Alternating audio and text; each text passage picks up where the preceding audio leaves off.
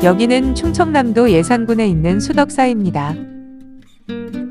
수덕사는 충청남도의 아름다운 도립공원 덕숭산 자락에 자리하고 있습니다. 수덕사는 우리나라 7대 총림 중 하나인 덕숭 총림으로서 오랜 역사와 더불어 한국 불교와 함께해온 천년고찰입니다. 만공선사를 비롯한 뛰어난 선사들이 수행했던 곳으로 한국 선불교의 거점 사찰이기도 합니다. 수덕사는 백제 시대에 창건된 고찰로 전해집니다. 사찰의 양식과 출토 유물을 근거로 6세기 후반에서 7세기 초 백제 위덕왕 때 창건되었을 것으로 보고 있습니다. 수덕사는 신라의 고승인 지명법사가 당나라에서 수행을 마치고 돌아와 지었다고도 하고 백제의 왕족이나 귀족이 창건했다는 설도 전해지고 있습니다.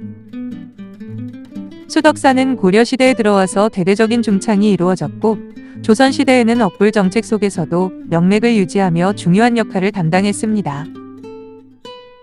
특히 임진왜란 때에는 승병들이 훈련하던 곳이기도 했습니다.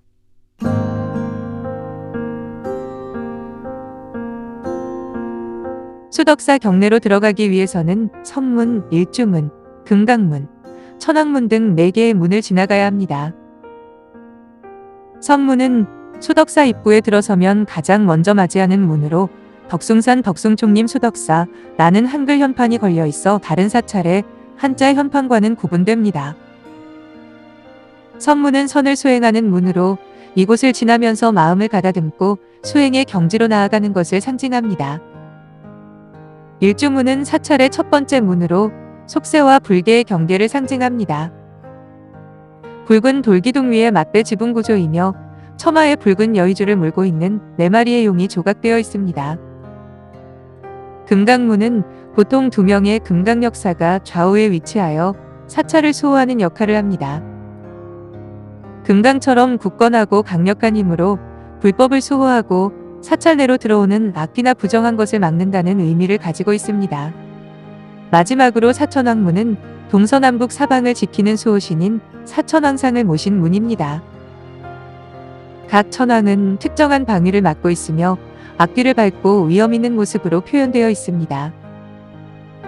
사천왕문은 사천왕의 위력으로 사찰 영역을 보호하고 불국정토의 신성함을 지키며 악한 기운이 내부로 들어오지 못하도록 막는 역할을 합니다. 이는 4개의 문을 지나는 동안 새 속의 번뇌를 씻고 정갈한 마음으로 부처님의 세계에 다가선다는 의미를 가지고 있습니다.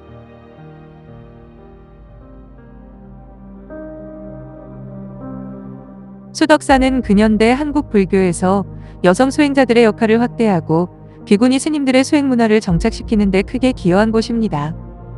수덕사가 비구니 스님들의 수행 도량으로 자리 잡게 된 것은 근현대 불교사의 중요한 흐름과 맞닿아 있습니다. 일제강점기와 한국전쟁을 거치면서 전통적인 남성 중심의 불교계의 변화에 바람이 불었고 여성 수행자들의 역할과 위상이 점차 높아지기 시작했습니다.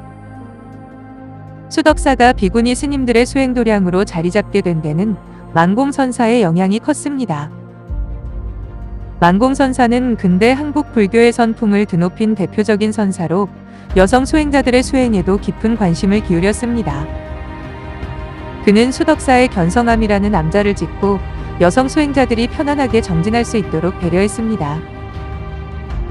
이후 수덕사는 자연스럽게 비구니 스님들이 모여 수행하는 중심도량으로 발전하게 된 것입니다.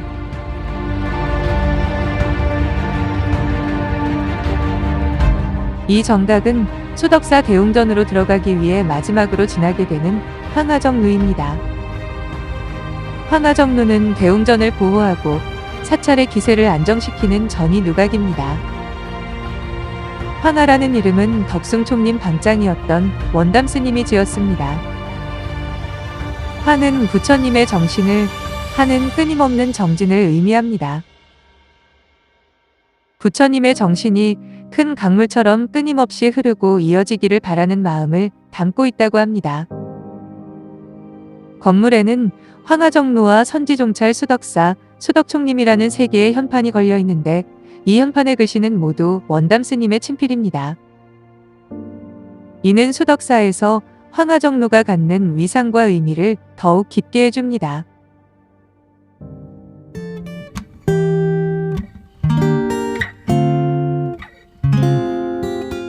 수덕사는 덕숭산의 산세와 자연과의 조화를 이루며 가람을 배치한 것이 특징입니다.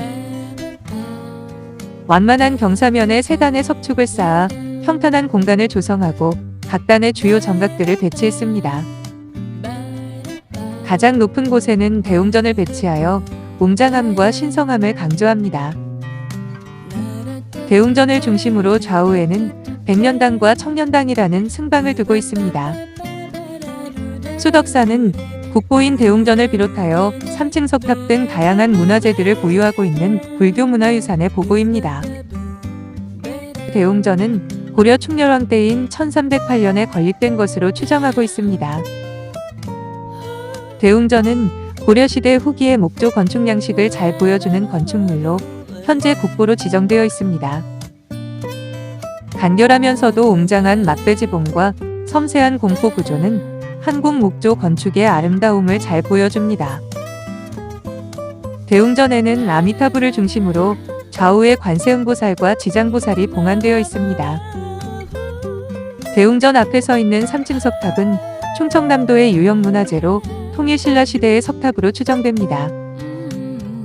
소박하면서도 단정한 아름다움을 지니고 있으며 오랜 세월 동안 수덕사를 지켜온 상징과 같습니다. 사찰에는 일반적으로 소리를 내는 4가지 악기, 즉 불전사물을 두고 있습니다.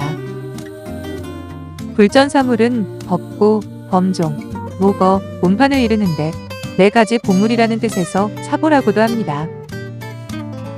수덕사에도 대웅전 좌우로 범종각과 법고각이 자리 잡고 있습니다.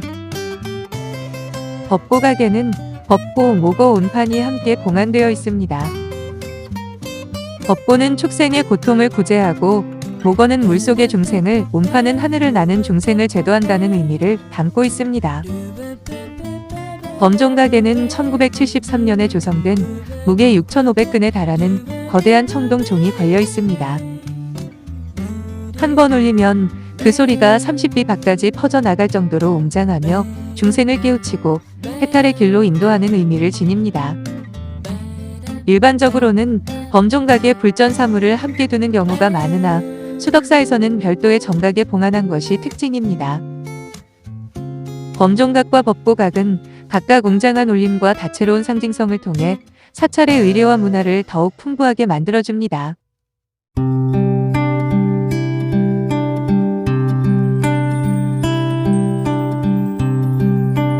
덕숭산 수덕사에는 덕숭산과 수덕사라는 이름이 유래하게 된 슬픈 사랑 이야기가 전해지고 있습니다. 옛날 옛적 홍주마을에 수덕이란 도령이 살고 있었는데 그는 훌륭한 가문의 도령이었습니다. 어느 날 수덕이 사냥을 나갔다가 사냥터에서 한 낭자를 보고 사랑에 빠지게 됩니다. 수덕은 여러 차례 청혼했으나 번번이 거절당하고 맙니다. 수덕도령은 이에 굴하지 않고 끈질기게 청혼을 이어갔습니다. 마침내 덕숭낭자는 자기 집 근처에 절을 하나 지어줄 것을 조건으로 청혼을 허락하게 됩니다. 수덕도령은 기쁜 마음으로 절을 짓기 시작했습니다. 그러나 수복은 탐욕의 마음을 버리지 못한 결과 절을 완성하는 순간 불이 나서 소실되어 버립니다. 목욕재개하고 다시 절을 지었으나 이따금 떠오르는 낭자 생각에 사로잡혀 이번에도 불이 나고 맙니다. 세 번째는 오로지 부처님만을 생각하고 수덕도령은 절짓기를 완성합니다. 덕숭낭자는 어쩔 수 없이 결혼을 했으나 수덕도령이 자신에게 손도 대지 못하게 했습니다. 그러나 이를 참지 못한 수덕도령은 덕숭낭자를 강제로 끌어안았습니다. 그 순간 뇌성병력이 일면서 덕숭낭자는 사라지고 수덕도령은 낭자의 한쪽 버선을 쥔 채 바위로 변하고 말았습니다. 바위 옆에는 버선 모양의 꽃이 피어 있었습니다. 사람들은 이 꽃을 버선꽃이라 불렀고 이 바위를 관음바위라 이름 붙였습니다. 낭자는 관음보살의 화신이었습니다. 이후 절은 수덕도령의 이름을 따고 산은 덕숭낭자의 이름을 따서 덕숭산 수덕사로 정하였다는 이야기입니다.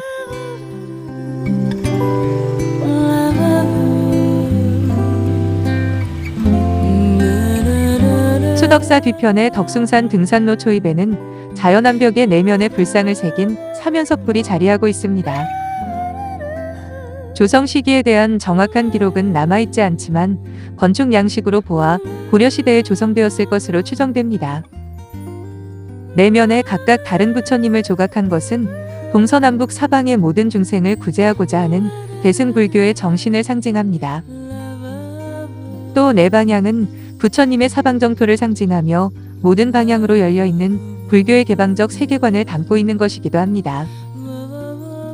동쪽은 약사열애, 서쪽은 아미타열애, 남쪽은 보승열애, 그리고 북쪽에는 미륵보살이 각각 조각되어 있습니다. 이 사면석불은 국내에서는 흔치 않은 형식의 건축물로서 한국 불교 건축의 다양성과 독창성을 보여주는 중요한 사례입니다. 자연 암벽을 활용한 독특한 조성 방식과 사방불이라는 주제는 당시 불교 신앙과 예술의 흐름을 이해하는 데 중요한 단서를 제공합니다.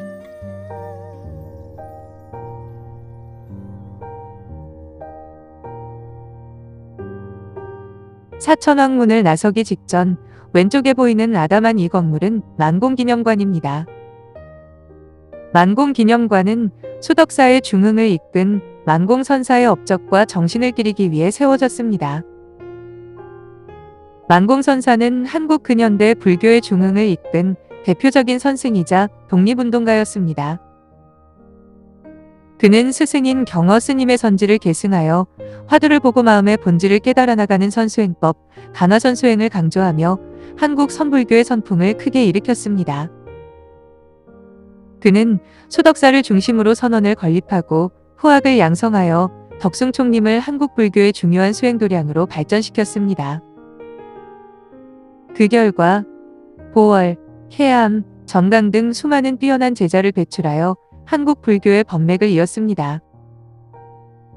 그는 일제강점기 일제의 일본 불교와의 통합 시도에 맞서 한국 불교의 자주성과 정통성을 지키며 민족의식을 고취하는 데에도 기여했습니다.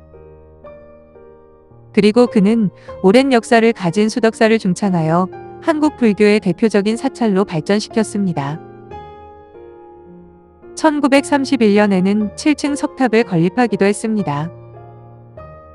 이처럼 만공선사는 혼란스러운 시대의 한국 불교의 중심을 잡고 수행 정신을 고취하여 근대 한국 불교가 발전할 수 있는 토대를 마련한 인물이었습니다.